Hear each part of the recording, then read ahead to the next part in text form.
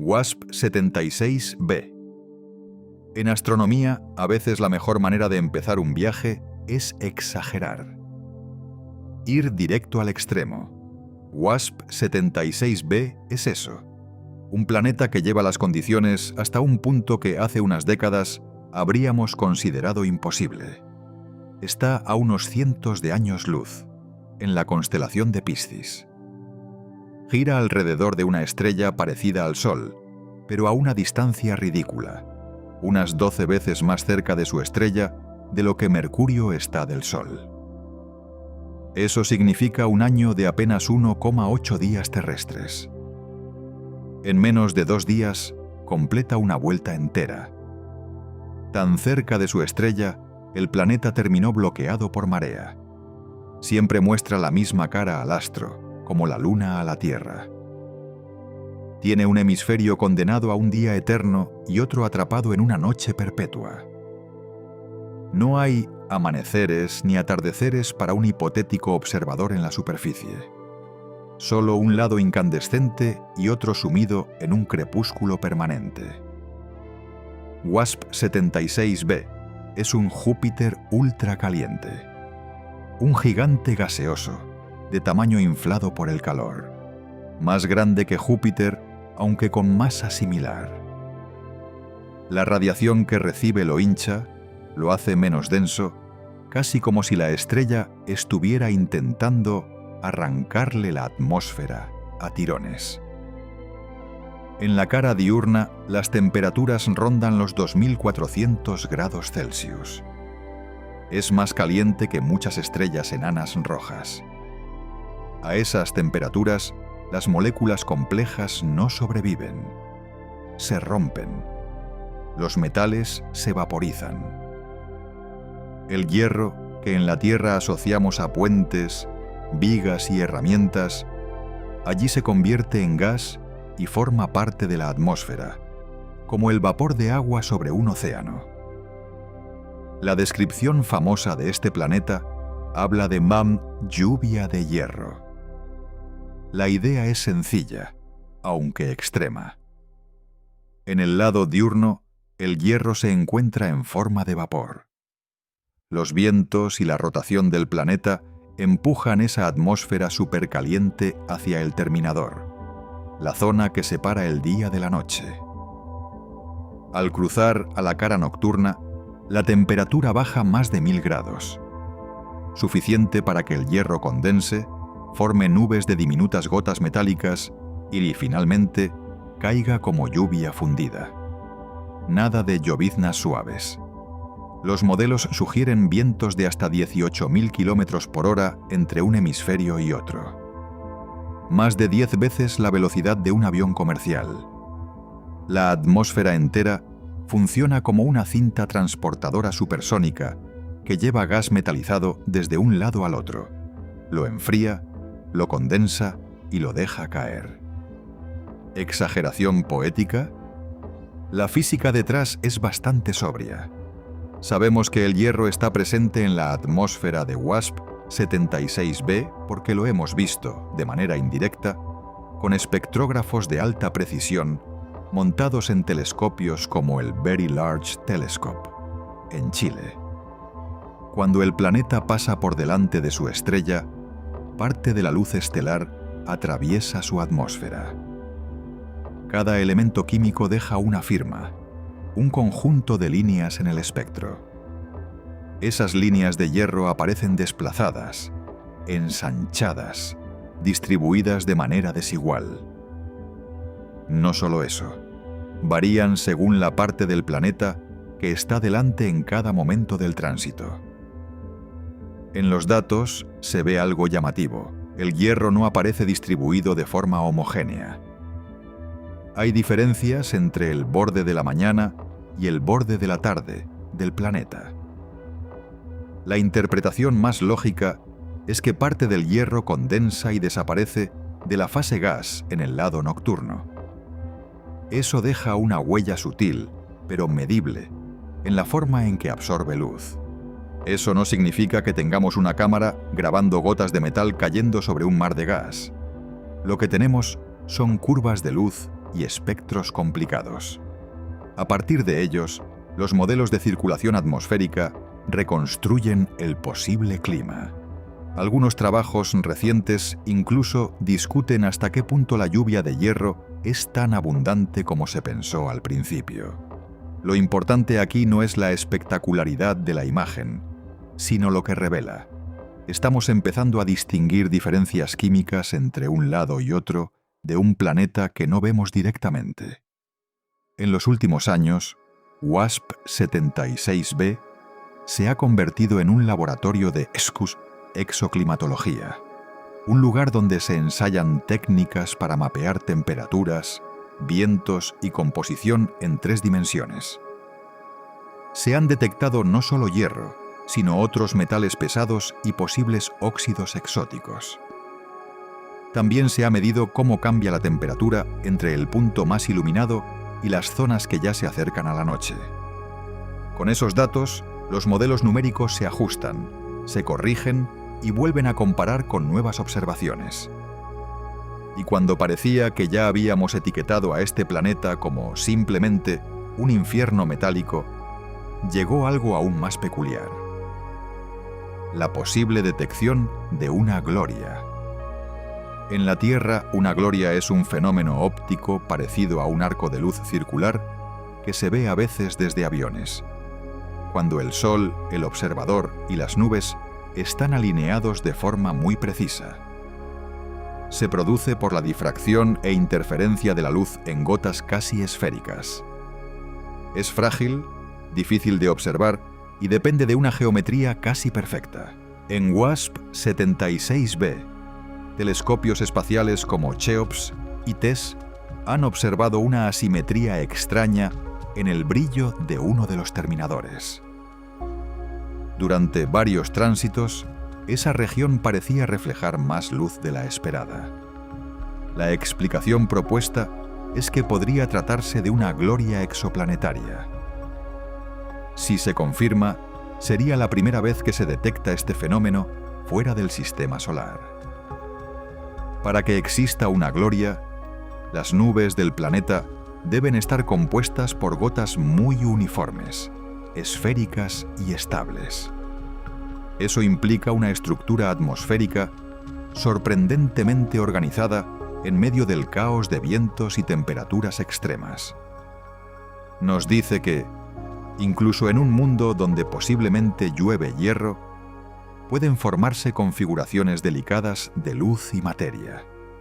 La combinación de lluvia metálica, vientos supersónicos y una posible gloria convierte a WASP-76b en algo más que una curiosidad. Es una prueba de hasta dónde hemos empujado nuestra capacidad de observación.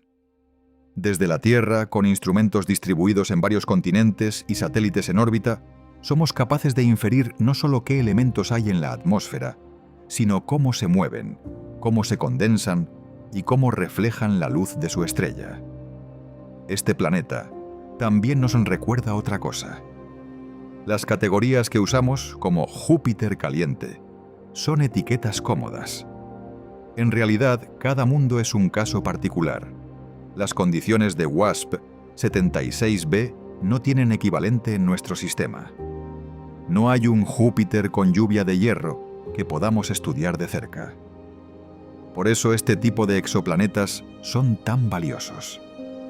Nos obligan a replantear ideas sobre circulación atmosférica, química a altas temperaturas y límites de la materia en entornos extremos.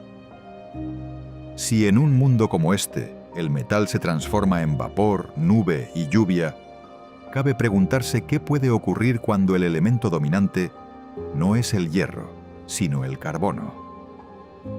El siguiente planeta de nuestro recorrido lleva esa pregunta al límite. Durante años, muchos astrónomos lo imaginaron como un mundo recubierto de diamante. Ese planeta extremo, pegado a su estrella y con un interior que podría estar saturado de carbono, es 55 Cancri e. 55 Cancri e. 55 Cancri e. Es un planeta incómodo. No encaja bien en nuestras categorías. No es una Tierra caliente, no es un mini Neptuno. Es algo intermedio, pegado a su estrella hasta casi rozarla, obligado a vivir en un estado permanente de tensión. Está a unos 41 años luz, en la constelación de Cáncer. Forma parte de un sistema con varias estrellas y varios planetas. El que nos interesa es este mundo rocoso, unas 8 veces más masivo que la Tierra y casi 2 veces más grande. A esa escala, la gravedad en la superficie sería brutal. Cada paso pesaría el doble o el triple. Cada montaña colapsaría sobre sí misma si intentara alcanzar la altura del Everest. Su órbita es casi ridícula. Da una vuelta completa alrededor de su estrella en menos de 18 horas. Un año que cabe dentro de un solo día terrestre. Eso solo es posible porque está extremadamente cerca de su Sol, mucho más cerca de lo que Mercurio está del nuestro. Ese abrazo gravitacional tiene una consecuencia inmediata. El planeta está bloqueado por marea. Siempre muestra la misma cara a su estrella. Un hemisferio vive en un día eterno. El otro no ve nunca el amanecer. Durante años, 55 Cancrie fue famoso por una etiqueta muy llamativa: el planeta de diamante. Algunos modelos iniciales sugerían que por su composición rica en carbono y por las presiones extremas de su interior, una fracción importante del manto podría estar formada por carbono cristalizado. La imagen se viralizó rápidamente. Un mundo recubierto de diamantes. Una joya literal flotando en el espacio. La realidad, como suele pasar, es menos glamorosa y más interesante. Observaciones más recientes han matizado ese escenario. La cantidad de carbono parece ser menor de lo que se pensó inicialmente. Y la física de su interior es más compleja que una simple bola de diamante. Lo que sí sabemos con bastante seguridad es que se trata de un mundo rocoso sometido a temperaturas tan altas que su superficie, en el lado diurno, podría estar formada por océanos de magma. Imaginemos esa cara diurna. El flujo de radiación que recibe de su estrella es cientos de veces mayor que el que la Tierra recibe del Sol. Las estimaciones hablan de más de 2000 grados Celsius en la zona más iluminada.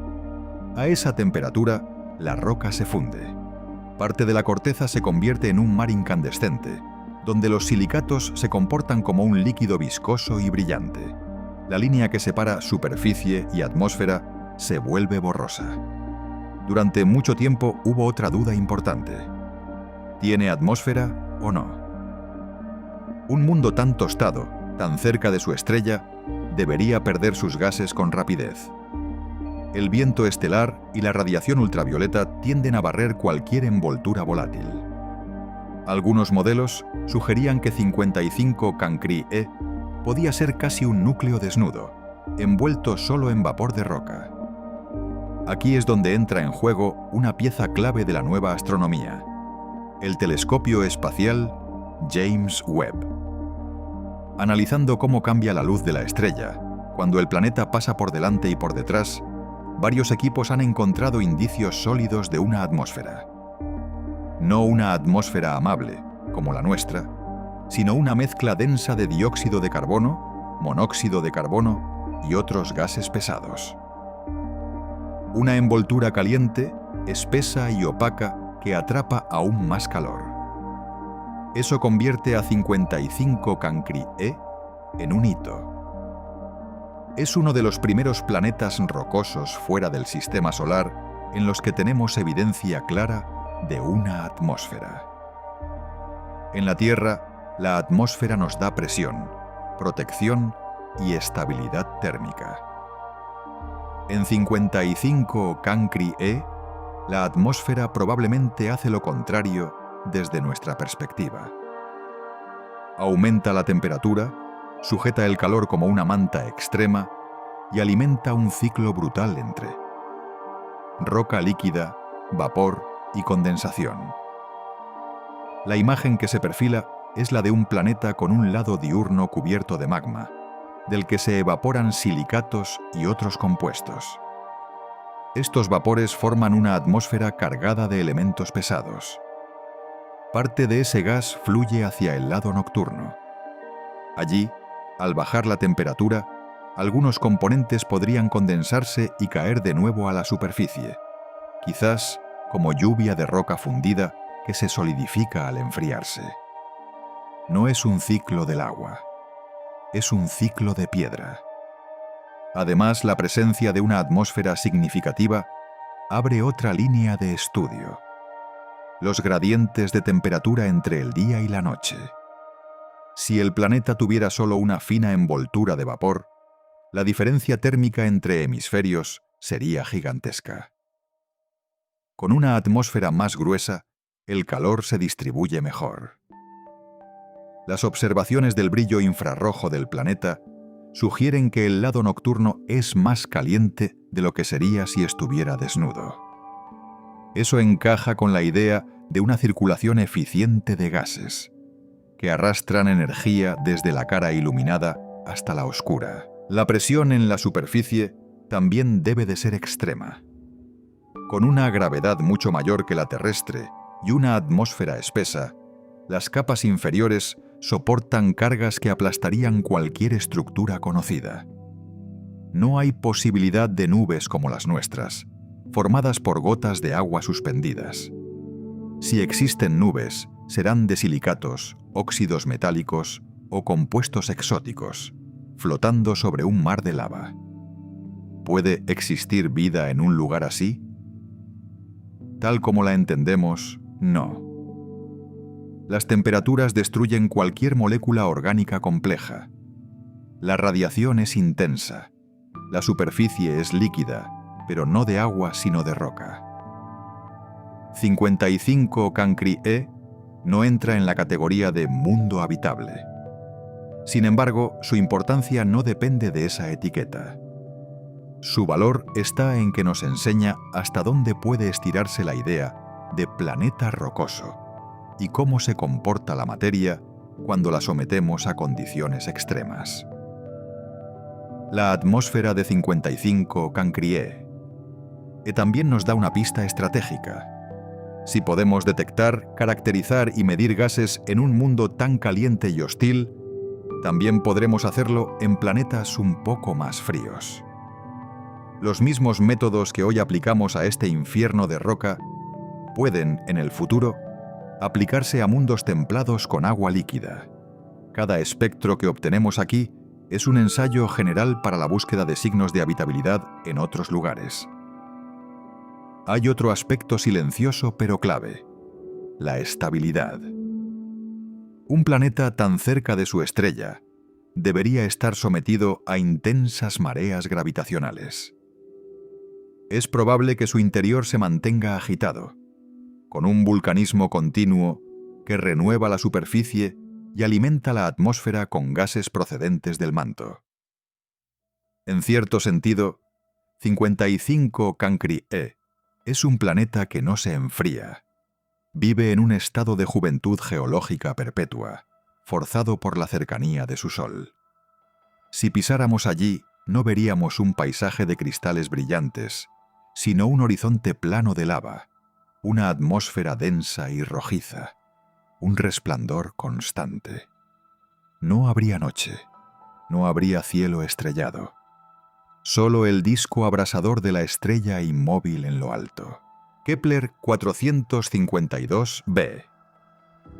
Kepler 452b se hizo famoso muy rápido. No porque sea un mundo habitable confirmado, ni porque sepamos cómo es su superficie. Se volvió símbolo por algo más modesto y a la vez profundo. Es un planeta que, desde lejos, se parece mucho a lo que esperaríamos de una Tierra mayor, orbitando una estrella muy parecida al Sol, en una órbita extrañamente familiar. Está allí, unos 1800 años luz, en la constelación de Cygnus. Lo descubrió la misión Kepler analizando pequeñas caídas de brillo en su estrella. Cada vez que el planeta pasaba por delante, robaba una fracción mínima de luz. Esa repetición periódica, siempre con la misma profundidad y el mismo intervalo, delató su presencia. La estrella anfitriona es de tipo G, muy similar al Sol, pero algo más vieja y ligeramente más luminosa. Los datos nos dicen que Kepler 452b tiene un radio unas 1,6 veces el de la Tierra. No conocemos su masa exacta, pero las relaciones típicas entre tamaño y composición indican que con alta probabilidad es un mundo rocoso o dominado por roca, quizá con una envoltura más densa de agua o volátiles. No es un gigante gaseoso en miniatura. Está en la categoría que llamamos supertierras. Su órbita es quizá el dato más llamativo. Tarda unos 385 días en completar una vuelta. Es decir, su año es apenas un poco más largo que el nuestro. La distancia a su estrella cae justo en lo que llamamos zona habitable. Esa franja de distancias donde, si otras condiciones acompañan, el agua líquida puede existir en la superficie. Esto no garantiza nada. Venus y Marte estuvieron en esa franja en el pasado, y hoy son lugares muy distintos. Pero estadísticamente, es en esa banda donde buscamos primero mundos potencialmente templados. Para imaginar cómo podría ser Kepler 452b, tenemos que combinar varios efectos. Al ser algo más grande, su superficie tendría mayor gravedad. Un humano sentiría su peso aumentado en un 50 o 60%, según la masa real. Eso afecta la atmósfera. Una mayor gravedad ayuda a retener gases durante más tiempo.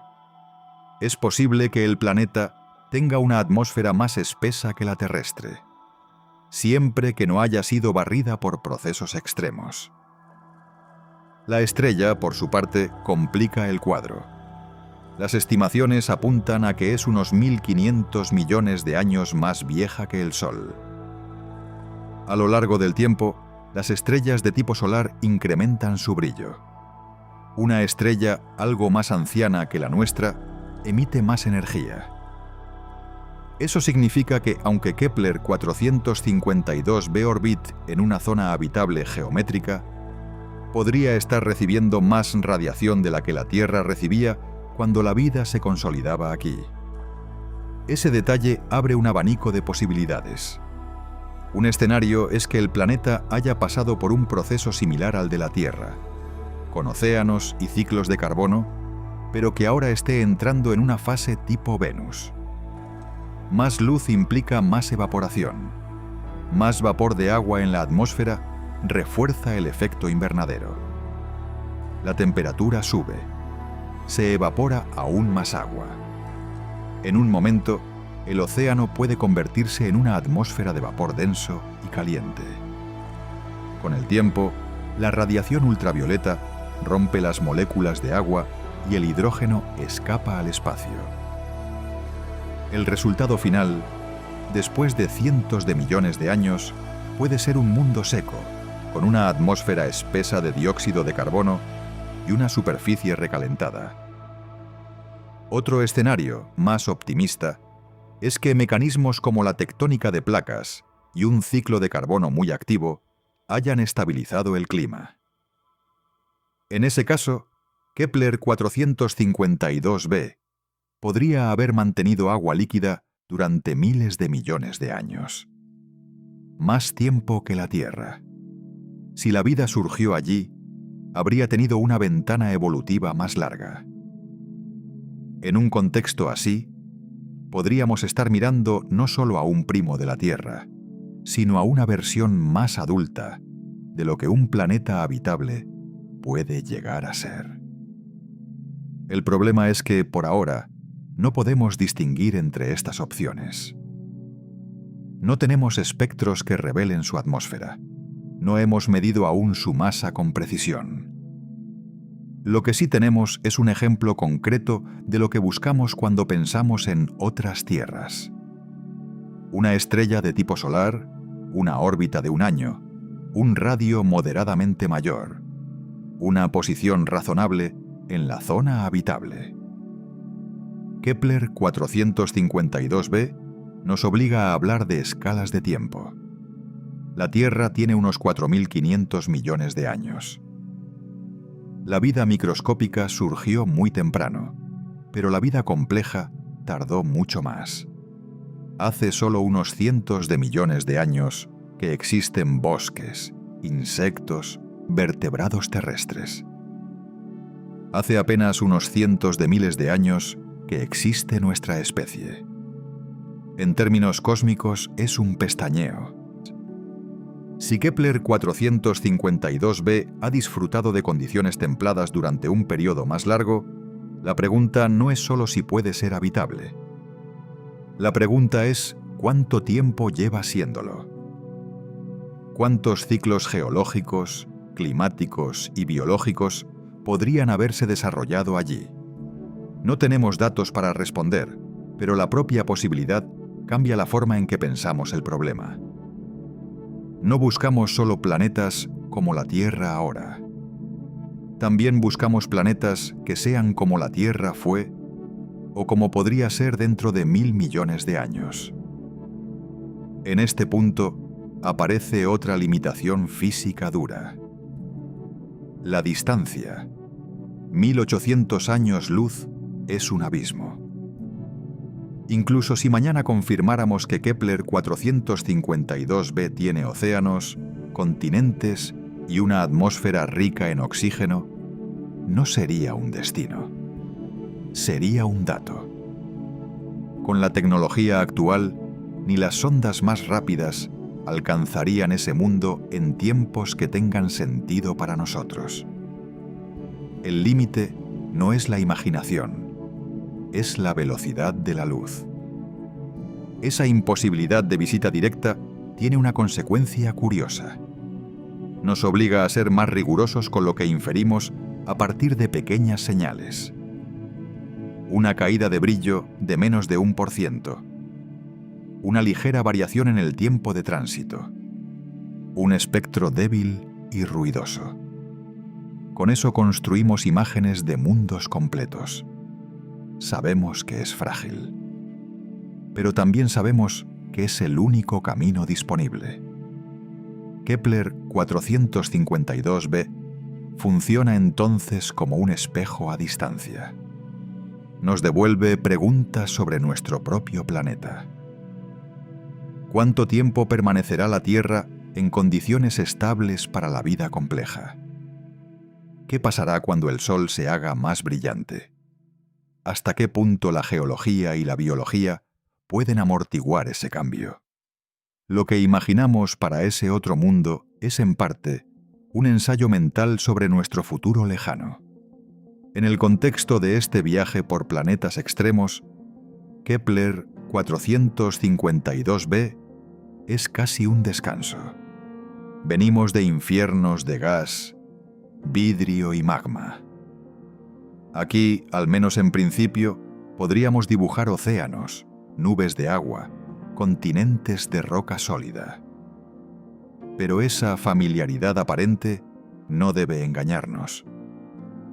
Este planeta abre un tipo distinto de rareza, no la de la temperatura o la química exótica. La rareza del tiempo. Mundos que han visto más amaneceres que el nuestro. Mundos que quizás ya han cruzado el umbral que algún día la Tierra cruzará. Roxes 42. BB. Roxes 42b, B, vive en una zona del espacio donde casi todo es inestable. Es un planeta que orbita un sistema estelar joven, rodeado por discos de gas y polvo. Nada allí está terminado. Todo está en construcción. Y sin embargo, en medio de ese escenario caótico, ya hay un mundo gigante que podemos ver directamente como un punto de luz. Estás a unos 440 años luz, en la constelación de Ofiuco. No gira alrededor de una sola estrella, sino de un sistema binario. 2 soles jóvenes que aún no se han asentado del todo. A su alrededor, este planeta descreta una órbita muy amplia. Decenas o incluso cientos de veces es la distancia que separa la Tierra del Sol. Completar una vuelta puede llevar siglos. ROX 42Bb no se descubrió por tránsito, como muchos otros exoplanetas. No lo vimos tapar parte de la luz de su estrella. Lo vimos, literalmente, en una foto. Telescopios con óptica adaptativa, corregida en tiempo real, fueron capaces de separar su tenue brillo infrarrojo del resplandor mucho más intenso del sistema estelar. En esas imágenes aparece como un puntito. Pero ese punto es un mundo gigantesco. Las estimaciones indican que tiene alrededor de 9 masas de Júpiter. Quizá algo más, quizá algo menos. A esa escala ya se acerca al límite que usamos para diferenciar un planeta gigante de una enana marrón. No es una frontera física estricta, es una convención. Por encima de unas 13 masas de Júpiter, un objeto puede encender brevemente la fusión del deuterio en su interior. Por debajo, no. ROXES 42b. B parece quedarse en el lado planetario de esa línea, aunque muy cerca. Su juventud es clave. Tiene apenas unos millones de años. En términos cósmicos, es un recién nacido. Todavía conserva mucho del calor de su formación. Ese calor interno hace que brille en infrarrojo. No porque esté recibiendo una gran cantidad de radiación de sus estrellas, sino porque su propio interior está emitiendo energía al espacio. Es un planeta aún incandescente desde el punto de vista térmico. Eso nos da una ventaja. En este caso no dependemos del truco de ver su sombra sobre la estrella. Podemos estudiar la luz que emite él mismo. Analizando su espectro, los astrónomos han encontrado indicios de agua en la atmósfera, de monóxido de carbono y de otras moléculas que nos permiten estimar temperaturas y presiones. Se cree que su atmósfera supera ampliamente los 1000 grados Celsius. Un gigante gaseoso joven, envuelto en nubes densas de partículas y moléculas, aún en equilibrio cambiante. La existencia de un objeto así tan lejos de sus estrellas plantea un problema interesante. Las teorías clásicas de formación planetaria se basan en discos de gas y polvo que se vuelven más finos a medida que nos alejamos de la estrella central. Más cerca hay más material, más colisiones, más núcleos que pueden crecer y atraer gas. Más lejos, el material es escaso. Formar un planeta gigante a decenas de unidades astronómicas por el mecanismo clásico de acumulación de roca y gas sería muy lento. Una posibilidad es que ROX 42Bb no se formó como un planeta típico, sino como una especie de mini-estrella fallida.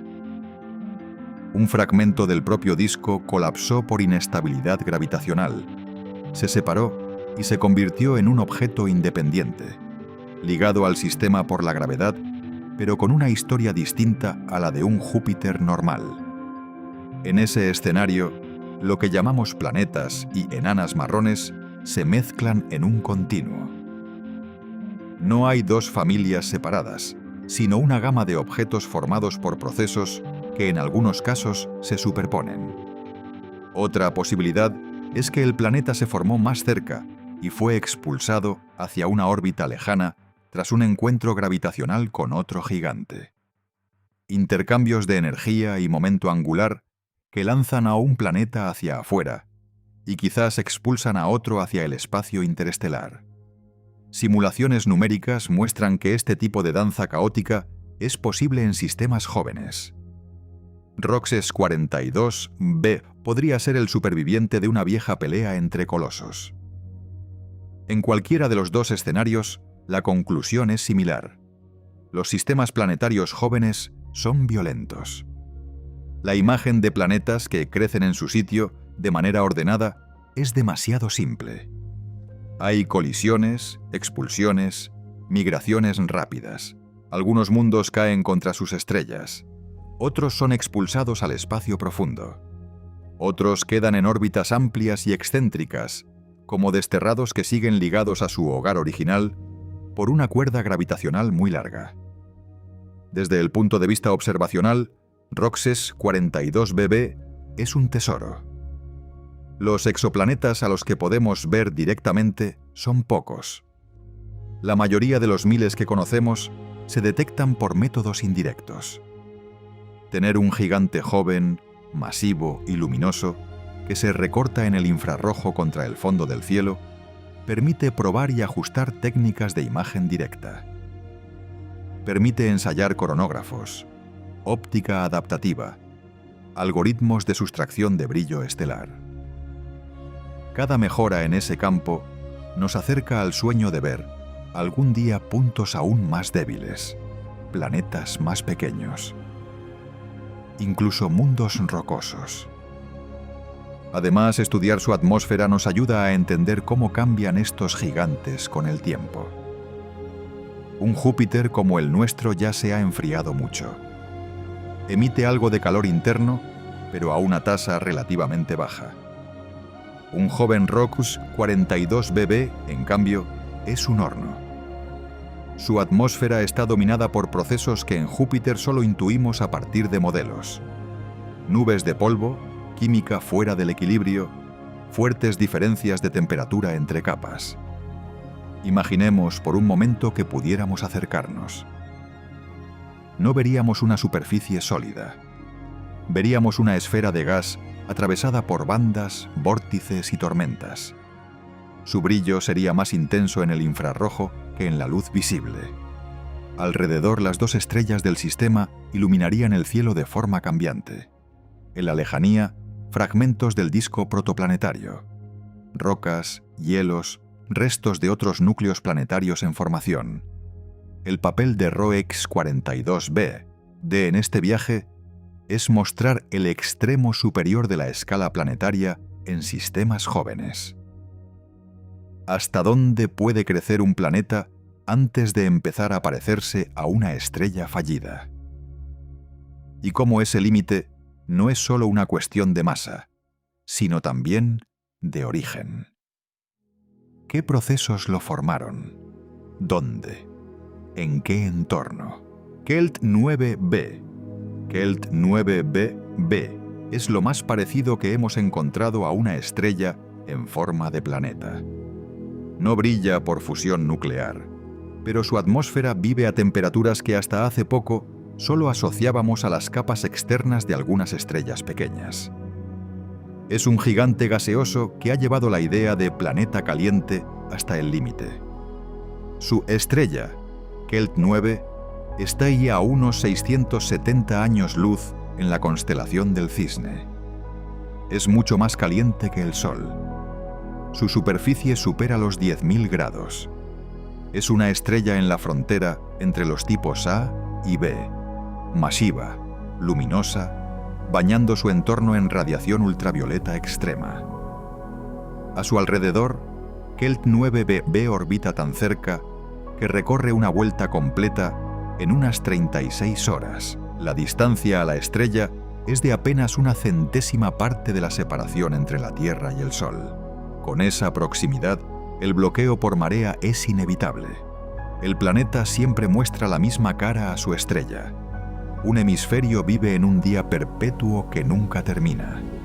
El otro permanece encerrado en una noche que nunca ve el amanecer. No hay ciclos diarios.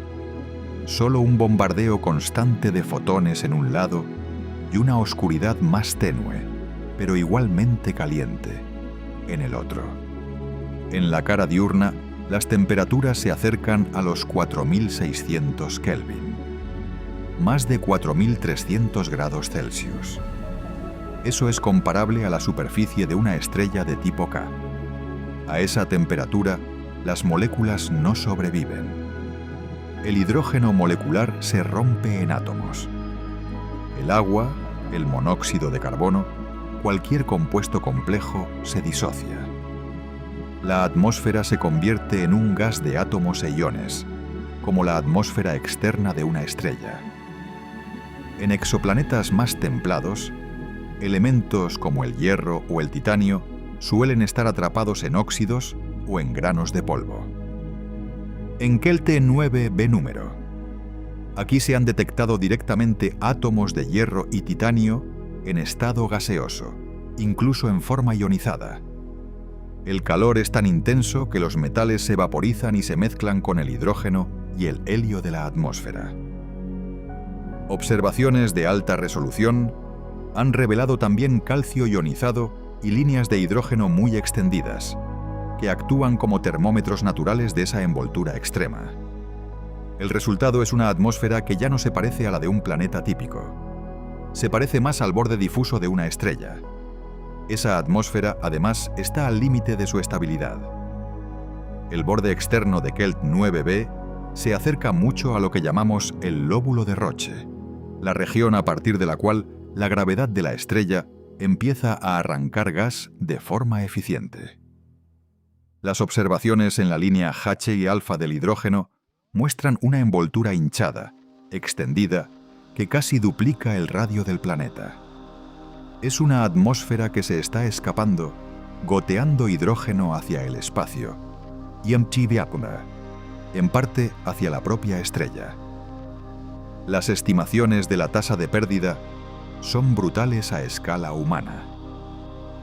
Toneladas y toneladas de gas por segundo. Traducido a tiempos largos, equivale a decenas de masas terrestres por cada 1000 millones de años.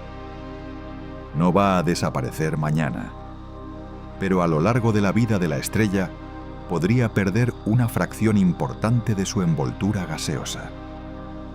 En un futuro lejano, Kelt 9b podría quedar reducido a un núcleo más compacto, quizá rocoso o rico en metales, orbitando todavía a quemarropa de su Sol.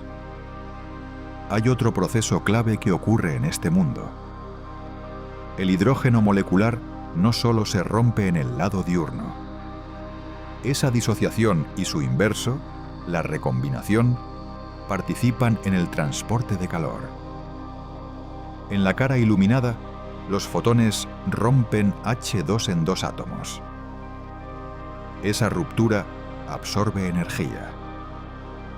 En la cara nocturna, cuando los átomos se vuelven a unir en moléculas, liberan parte de esa energía. Es como si el propio gas estuviera llevando calor químicamente de un lado al otro. Este ciclo ayuda a reducir la diferencia de temperatura entre el día y la noche. Las observaciones del brillo del planeta cuando rota frente a su estrella muestran algo curioso. La cara nocturna sigue siendo extremadamente caliente. No hay un contraste tan enorme como en otros Júpiteres calientes. Eso indica una redistribución de energía muy eficiente. El flujo de calor no se apaga al cruzar el terminador. La atmósfera, continuamente agitada, arrastra átomos, iones y energía en una circulación casi global. Al mismo tiempo, los espectros térmicos revelan una inversión de temperatura en capas altas. En lugar de enfriarse al subir, la atmósfera aumenta de temperatura con la altura en ciertas regiones. Eso sugiere que la absorción de radiación ultravioleta por parte de metales atómicos y líneas, como las del calcio ionizado, calienta las capas superiores. Una estructura más parecida a la estratosfera de una estrella que a la de un planeta clásico. Si pudiéramos mirar de cerca, no veríamos nubes tal como las entendemos. A esas temperaturas, cualquier condensado se destruye. La atmósfera es un fluido claro, dominado por líneas de absorción y emisión de átomos individuales. La luz de la estrella atraviesa esa envoltura y sale marcada por el hierro, el titanio, el calcio, el hidrógeno excitado. Esa firma es lo que recogemos con nuestros espectrógrafos y traducimos en modelos. El contraste con un gigante gaseoso como Júpiter es total. Júpiter tiene bandas de nubes de amoníaco, tormentas de agua, una estratosfera fría. Kelt 9b tiene una atmósfera casi puramente atómica y a temperaturas que fundirían cualquier metal terrestre. Y sin embargo, ambos son productos del mismo proceso general. Gas atrapado por una estrella en un disco protoplanetario. Uno se formó lejos, se enfrió y estabilizó. El otro quedó atrapado en una órbita imposible, pegado a una estrella desmesurada. Kelt 9b también nos obliga a pensar en los límites de la clasificación. Si un planeta puede llegar a temperaturas estelares y a una atmósfera casi totalmente ionizada, ¿sigue teniendo sentido hablar de él como planeta en el mismo sentido que usamos para la Tierra o para Neptuno? Aquí la diferencia principal no es la física, sino el origen. No genera su propio calor por fusión interna.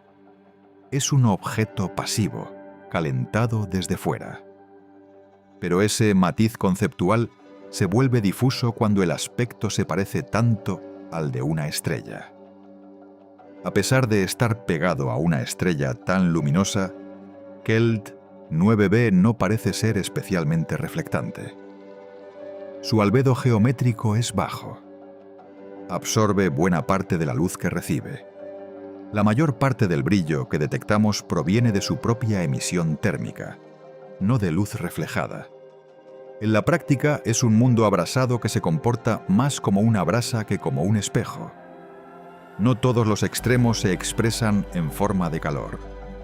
Algunos se expresan en forma de oscuridad casi absoluta.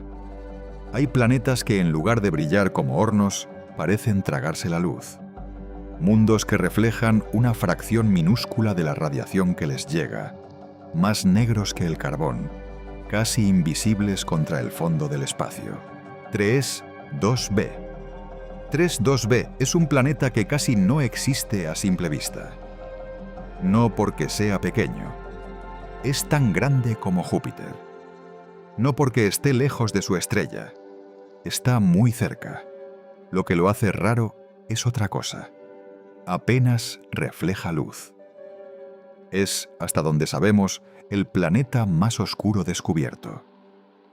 Orbita la estrella GSC 03549-02811 a unos 750 años luz, en la constelación de Draco. Su órbita es corta. Completa una vuelta en unos 2,5 días. Está a solo 0,035 unidades astronómicas de su estrella, mucho más cerca de lo que Mercurio está del Sol. Eso lo convierte en lo que llamamos un Júpiter caliente, un gigante gaseoso pegado a su Sol, recibiendo cientos de veces más radiación que Júpiter. Su masa es algo mayor que la de Júpiter, su radio también. No hay dudas de que es un gigante de gas. Lo que sí desconcierta es cómo interactúa con la luz. El parámetro clave aquí se llama albedo. Es, en esencia, la fracción de luz que un objeto refleja. La Tierra refleja alrededor de un 30% de la luz solar. Júpiter, aproximadamente un 50%. El carbón, en torno al 4 o 5%. 3.2b refleja menos del 1%. Y los modelos más ajustados hablan de un albedo geométrico de solo 0,04%. Eso lo hace más oscuro que el carbón más negro, más oscuro que una pintura acrílica negra. Desde la distancia prácticamente se confunde con el fondo del espacio. El telescopio Kepler apenas pudo detectar una variación minúscula en el brillo del sistema, del orden de unas pocas partes por millón, asociada al paso del planeta y al cambio de fase de su día y su noche.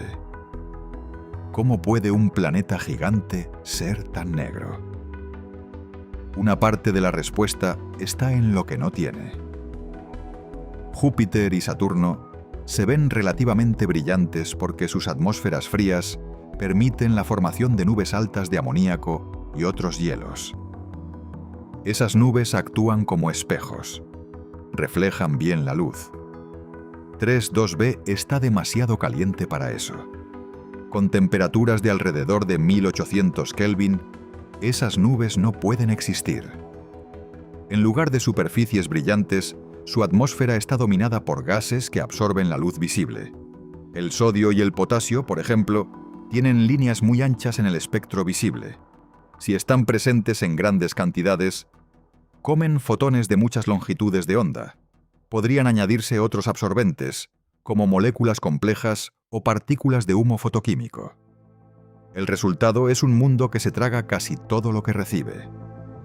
Kepler no solo detectó el tránsito, también midió la curva de fase, es decir, cómo cambia la luz total del sistema a medida que el planeta muestra distintas caras hacia nosotros durante su órbita.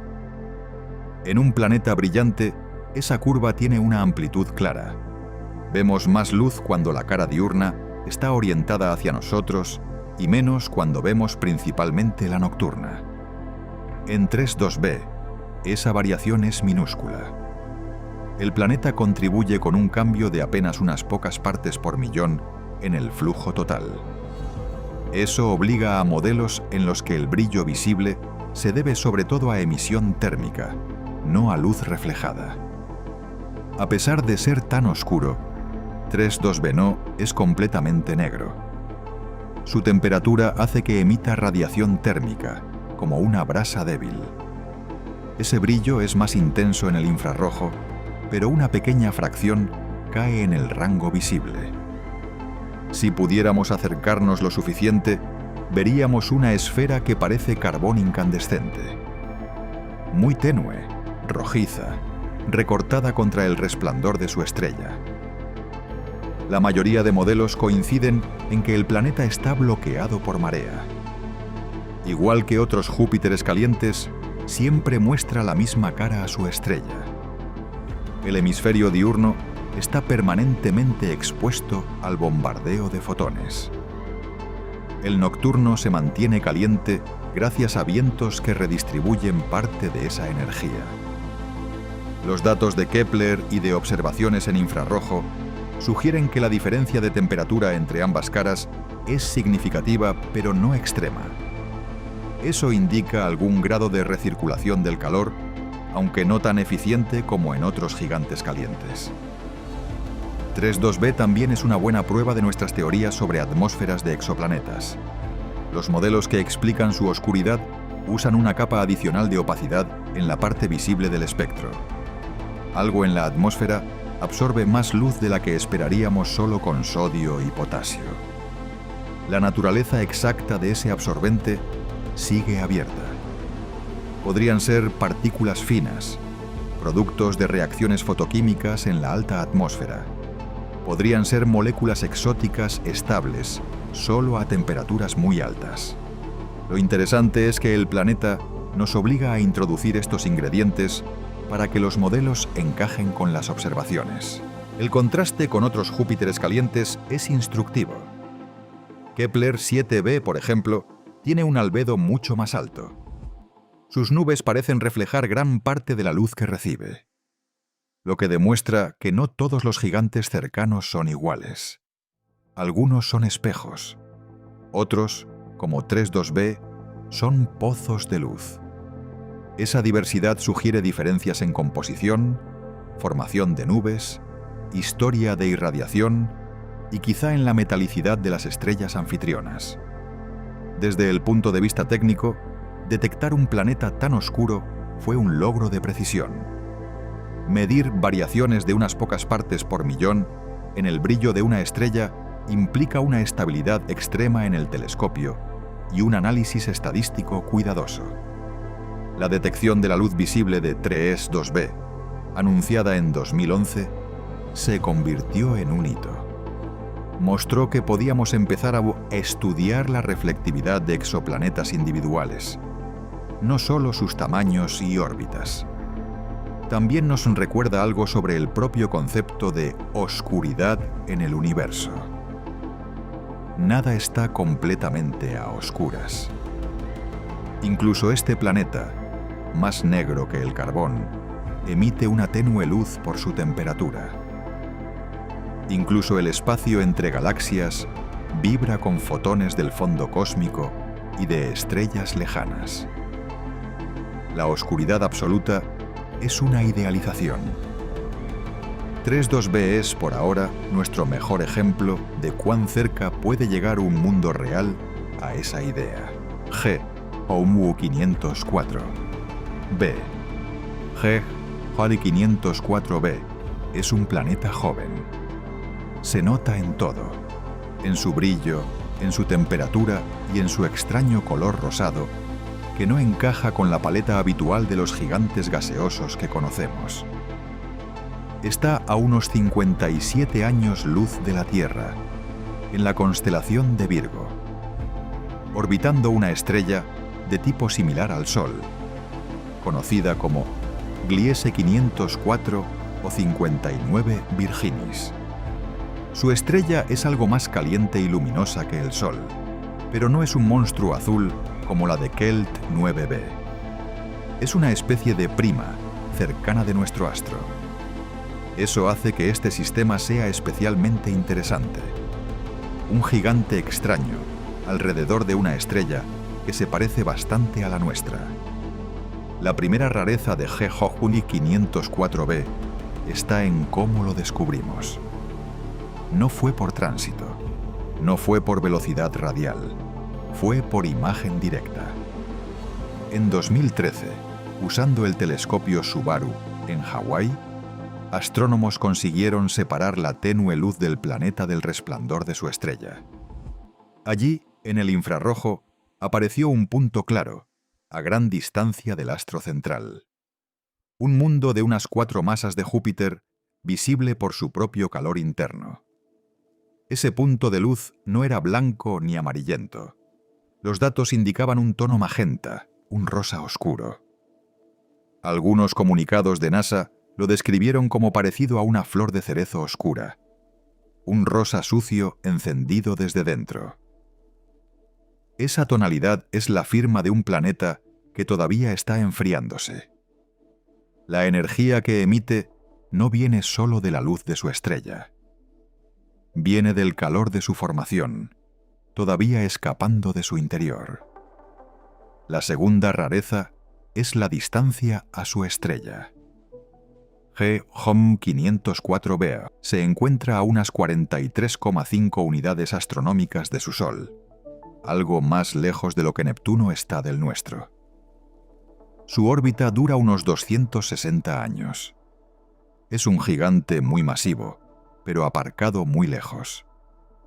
A esa distancia, en los modelos clásicos de formación planetaria, cuesta reunir suficiente material sólido para construir un núcleo que luego atraiga tanto gas. Es como intentar ensamblar un planeta gigante en el borde del taller, donde casi no quedan piezas. Su masa, según las mejores estimaciones, es de unas 4 veces la de Júpiter. Su tamaño, solo un poco mayor que el de Júpiter, alrededor de 1,1 radios jovianos. Eso significa que es denso para un gigante gaseoso joven. No es una burbuja inflada por la radiación cercana, como los Júpiteres calientes. Es un planeta pesado y compacto, que guarda mucha masa en un volumen relativamente similar al de Júpiter. La edad del sistema es otro dato clave. Gliese 504 y su planeta tienen alrededor de 160 millones de años. Comparado con los 4.500 millones de años de la Tierra, es casi un adolescente cósmico. Todavía no ha tenido tiempo de enfriarse del todo. Por eso, incluso a gran distancia de su estrella, su atmósfera brilla débilmente en el infrarrojo. Es un gigante que aún resplandece por la memoria térmica de su nacimiento. La temperatura de la atmósfera ronda los 460 grados Fahrenheit, unos 240 grados Celsius. No es un infierno como Kelt 9b, pero tampoco es un mundo frío. Es el tipo de temperatura que esperaríamos en un horno moderado, no en la superficie de un planeta lejano. Esa combinación de distancia grande, juventud y temperatura intermedia da lugar a una atmósfera peculiar. Los modelos sugieren que G-Juan 504b tiene una atmósfera cargada de hidrógeno y helio, con trazas de agua, metano y probablemente nubes complejas. A esas temperaturas, el metano debería empezar a aparecer de forma importante, pero las observaciones infrarrojas muestran menos metano del esperado. Eso indica que la atmósfera está fuera del equilibrio químico, agitada por corrientes que mezclan capas a diferentes temperaturas. Su color rosado también requiere explicación. El tono proviene de cómo su atmósfera emite y filtra la luz. La emisión térmica dominante está en el infrarrojo cercano, pero parte se desplaza hacia longitudes más cortas. La presencia de nubes y de moléculas como el agua reconfigura el espectro, atenuando algunas bandas y dejando otras más libres. El resultado, cuando lo traducimos a un color visible aproximado, es ese magenta tenue. No es bien rosa, como una pared pintada, sino un brillo que nuestros ojos interpretarían como violeta cálido si pudiéramos verlo de cerca. En términos de dinámica, GJ504b también es un reto. Si se formó donde está, tan lejos, la acumulación de un núcleo rocoso masivo habría sido muy lenta, porque la densidad de sólidos en el disco protoplanetario es baja en esas regiones. Una opción es que el disco que rodeaba a Gliese 504 fuera especialmente masivo y frío, favoreciendo la inestabilidad gravitacional. En ese escenario, fragmentos enteros del disco colapsan y forman gigantes gaseosos de golpe, sin necesidad de construir primero un núcleo de roca. Otra opción es que el planeta se formara más cerca de la estrella y migrara hacia afuera, empujado por interacciones con el disco o con otros planetas masivos. La migración hacia afuera no es tan intuitiva como la migración hacia adentro, que da lugar a los Júpiteres calientes. Pero simulaciones numéricas muestran que en sistemas con varios gigantes, los encuentros gravitacionales pueden intercambiar energía y terminar con uno de los planetas en una órbita amplia y otro expulsado completamente del sistema. Podría ser el superviviente de esa danza temprana. Desde el punto de vista observacional, GJ504b es valioso por otra razón. Es uno de los planetas más ligeros que hemos fotografiado directamente alrededor de una estrella tipo Sol. Eso lo convierte en un objetivo ideal para probar técnicas de imagen directa de exoplanetas relativamente fríos y poco masivos.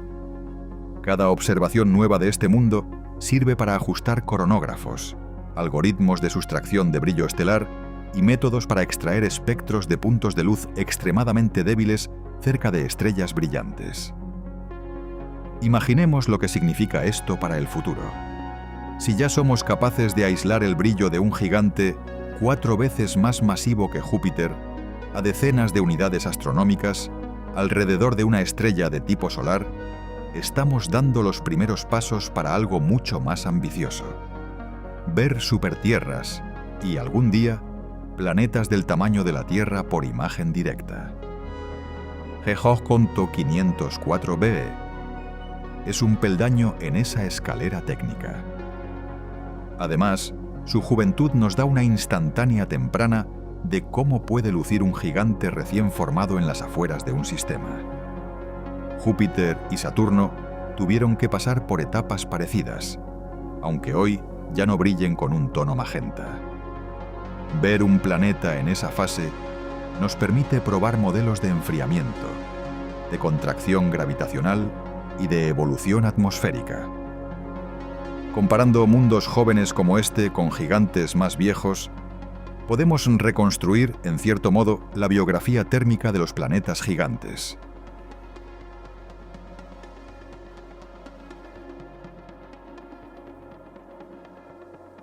HR 5183b. HR 5183b es un planeta que no sabe quedarse quieto. No traza una órbita tranquila como la Tierra. No gira en un círculo casi perfecto como Júpiter. Su camino alrededor de su estrella es un latigazo gravitacional. Un viaje largo, lento y excéntrico que lo lleva de regiones similares a la órbita de Júpiter hasta zonas más allá de Neptuno en cada vuelta. Está a unos 103 años luz, orbitando una estrella llamada HR 5183, en la constelación de Virgo. La estrella es parecida al Sol en masa y algo más luminosa. El planeta, en cambio, se comporta como un cometa gigante. Las mediciones indican una órbita muy excéntrica, con una excentricidad cercana a 0,84. Eso significa que pasa parte del tiempo relativamente cerca de su estrella y el resto en una lejanía helada, describiendo una elipse muy alargada. La mayor rareza de HR 5183b no es solo su órbita. Es que lo descubrimos sin verlo completar una vuelta. Normalmente, para determinar la órbita de un planeta con el método de velocidad radial, necesitamos observar varios ciclos. Vemos cómo la estrella se acerca y se aleja ligeramente de nosotros debido al tirón del planeta. Esos cambios de velocidad, repetidos de forma periódica, revelan la órbita. En este caso, los astrónomos llevaban casi 20 años observando a HR 5183. Los datos mostraban un patrón extraño.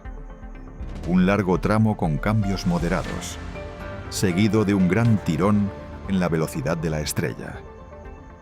Era como ver solo un fragmento de la danza completa. Aún así, el tamaño del giro y la forma de la curva bastaron para reconstruir la órbita del planeta. Se estimó que su periodo es de entre 45 y más de 100 años, con una trayectoria que lo lleva desde unas 3 unidades astronómicas hasta más de 30. La masa mínima de HR 5183b es de unas 3 masas de Júpiter. Mínima porque el método de velocidad radial solo nos da un valor proyectado, que depende del ángulo de la órbita vista desde la Tierra. Aun tomando ese límite inferior, hablamos de un gigante serio, un mundo capaz de reorganizar por sí solo un sistema planetario. ¿Cómo se llega a una órbita así? La explicación más probable es una interacción gravitacional violenta en el pasado. Imaginemos un sistema con al menos 2 gigantes gaseosos. Durante millones de años, sus órbitas se cruzan ligeramente. Cada encuentro cercano intercambia energía y momento angular. En uno de esos encuentros, el resultado puede ser drástico. Un planeta es expulsado del sistema o arrojado a una órbita muy amplia. El otro queda atrapado en una trayectoria muy excéntrica. HR 5183b parece ser el superviviente de una de esas peleas. No está tan cerca de la estrella como un Júpiter caliente. No fue expulsado al espacio interestelar. Quedó en un término medio inestable. Un gigante que pasa parte de su tiempo lejos y parte cerca, como un péndulo que se estira y se comprime en cada oscilación. Si hubiera planetas rocosos interiores en este sistema, su vida no sería fácil. Cada vez que HR 5183b se acerca al periastro, el punto de máxima proximidad a la estrella, su campo gravitacional podría perturbar las órbitas de otros cuerpos.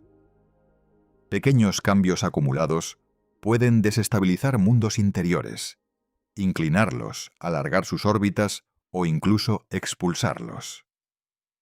En algunos modelos numéricos, Un gigante excéntrico como este puede vaciar prácticamente la región habitable con el tiempo, ya sea lanzando planetas hacia adentro, donde se estrellan contra la estrella, o hacia afuera, al espacio profundo. Pero también hay escenarios en los que un planeta así convive con mundos terrestres. Si las órbitas están bien separadas y en ciertas configuraciones de resonancia, la estabilidad puede mantenerse durante miles de millones de años. Desde lejos, sin datos directos de otros planetas en el sistema, solo podemos especular. Lo que sí sabemos es que HR 5183b es un agente dinámico poderoso. Su sola presencia condiciona el diseño del resto del sistema. La excentricidad extrema también tiene consecuencias para el propio planeta. En el punto más cercano a la estrella, recibe mucha más radiación que en el más lejano. La cantidad de energía solar que le llega puede variar por factores enormes entre periastro y apoastro.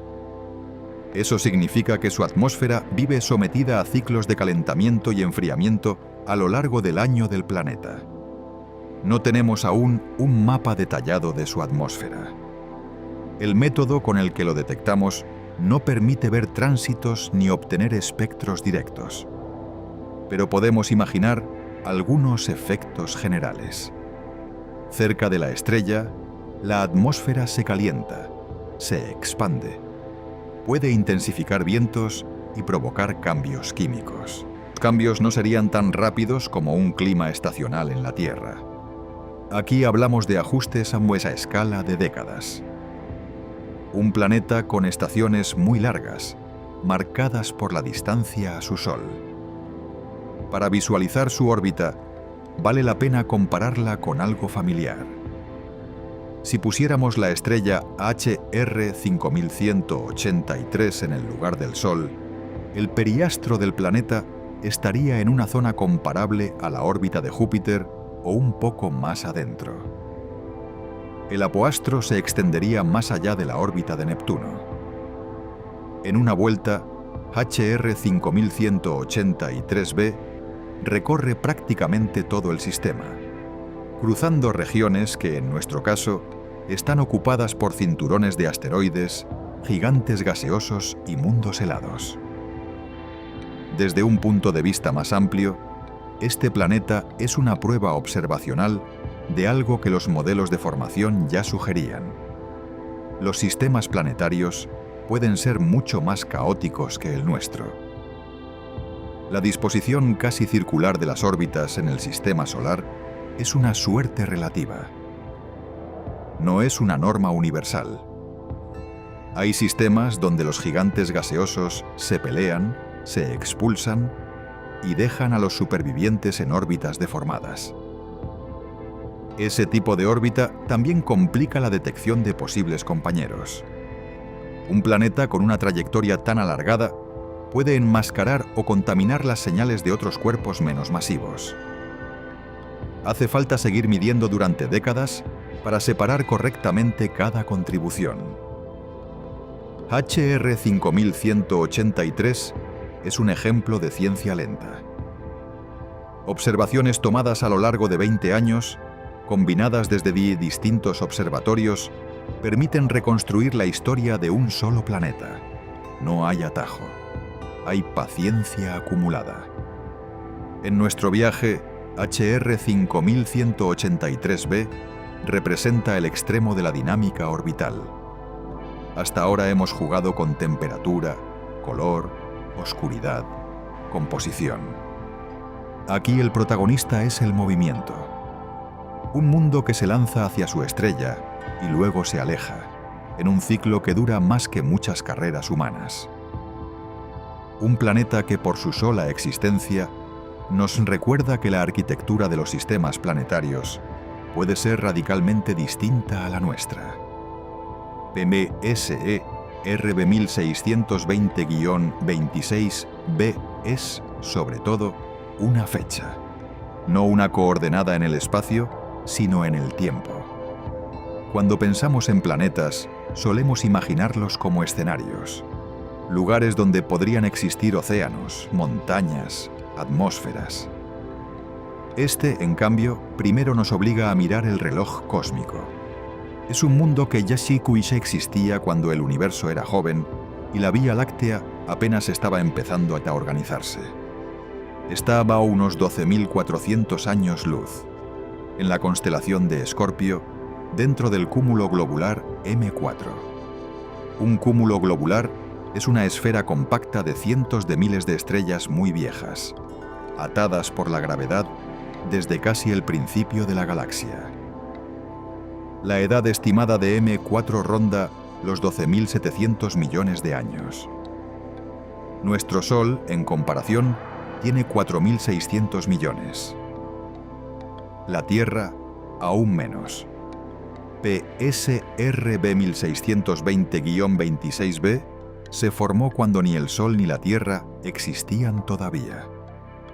Su apodo, Matusalén, no es casual. Las estimaciones apuntan a unos 12,5 o 13.000 millones de años de edad.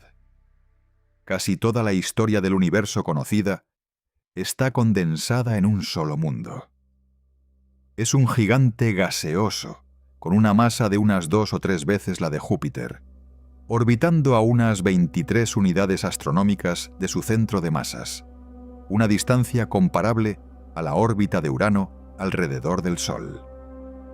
Cada vuelta le lleva aproximadamente 100 años. La estrella que orbita tampoco es una estrella normal. En realidad son dos. PSRB 1620-26b se mueve alrededor de un sistema binario formado por un púlsar, una estrella de neutrones que gira cientos de veces por segundo, y una enana blanca caliente. El púlsar, el remanente colapsado de una supernova, emite pulsos de radio extremadamente regulares. La enana blanca es el corazón desnudo de una estrella similar al Sol que agotó su combustible y expulsó sus capas externas. Ambos objetos orbitan entre sí a una distancia aproximada de una unidad astronómica, completando una vuelta cada 6 meses. ¿Cómo se detecta un planeta en un lugar así? No hay tránsitos que podamos ver con telescopios como Kepler. Lo que hay es un reloj. El púlsar emite pulsos de radio tan regulares que cualquier pequeño tirón gravitacional deja huellas en el momento en que esos pulsos nos llegan. A principios de los 90, los astrónomos que estudiaban PSRB 1620-26 vieron que las señales no encajaban con una simple órbita binaria. Había oscilaciones adicionales, cambios minúsculos en el período de los pulsos que indicaban la presencia de un tercer cuerpo. Al analizar esos cambios, concluyeron que el objeto extra no podía ser una estrella. Su masa era demasiado pequeña. Tenía que ser un planeta. La historia de cómo llegó ese planeta hasta ahí es casi tan interesante como su edad. En un cúmulo globular, las estrellas están tan juntas que los encuentros gravitacionales son mucho más frecuentes que en el vecindario tranquilo del Sol. Lo más probable es que el planeta no naciera alrededor del púlsar, sino alrededor de la estrella que hoy es la enana blanca. En algún momento temprano, aquella estrella y su planeta formaban un sistema común, quizá con otros compañeros. Más tarde, ese sistema se cruzó con el púlsar en el entorno denso del cúmulo. El resultado fue un intercambio gravitacional. La estrella con su planeta quedó atrapada en órbita alrededor del púlsar, y el antiguo compañero del púlsar fue expulsado. Después vino otra fase dramática. La estrella compañera empezó a envejecer, se infló como gigante roja y comenzó a transferir materia hacia él y el púlsar. Ese flujo de gas actuó como un torrente de energía y momento angular. Reaceleró al púlsar hasta convertirlo en un púlsar de milisegundos, con rotación extremadamente rápida y pulsos muy regulares. Durante un tiempo, el sistema fue una fuente intensa de rayos X, alimentada por el material que caía sobre la estrella de neutrones. Cuando la gigante roja agotó sus capas externas, lo que quedó fue la enana blanca que vemos hoy, todavía caliente. El planeta sobrevivió a todo ese proceso a una distancia suficiente como para no ser destruido ni engullido. Ahora, el resultado es un sistema triple peculiar. Un púlsar de milisegundos, una enana blanca y un gigante gaseoso, todos ligados gravitacionalmente. El planeta orbita a ambos, en una órbita circumbinaria. Desde la superficie hipotética de una luna en ese planeta, el cielo estaría lleno de estrellas densamente empaquetadas. M4 es un enjambre. Cientos de miles de soles concentrados en una región relativamente compacta, muy diferente al cielo oscuro y vacío que vemos desde la Tierra. En el horizonte, el púlsar y la enana blanca serían puntos intensos, pequeños, pero muy energéticos.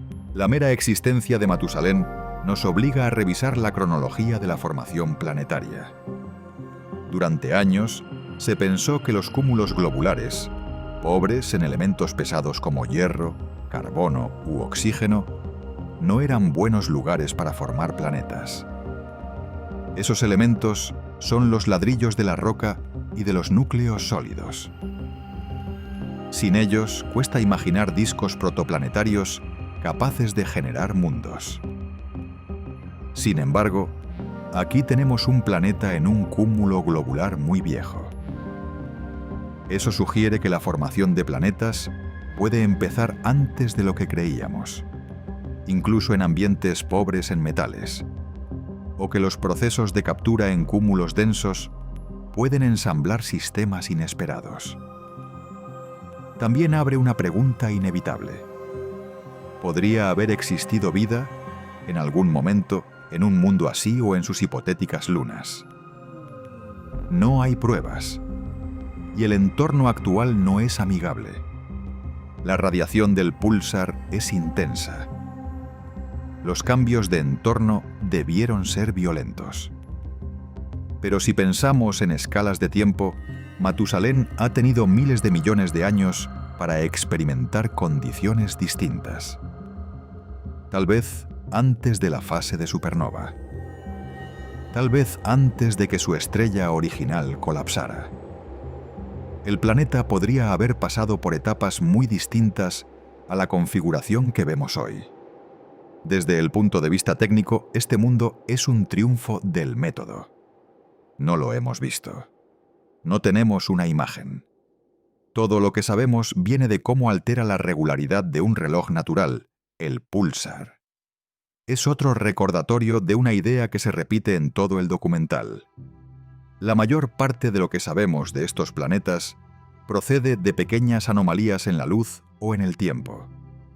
Curvas que se desvían un poco, pulsos que llegan un poco antes o un poco después. Sobre esas irregularidades, construimos historias razonables del tamaño, la órbita, la edad y el entorno de mundos a miles de años luz. En nuestro recorrido, hemos pasado por infiernos de hierro y vidrio, por océanos de magma, por gigantes tan calientes que parecen estrellas y tan oscuros que casi desaparecen.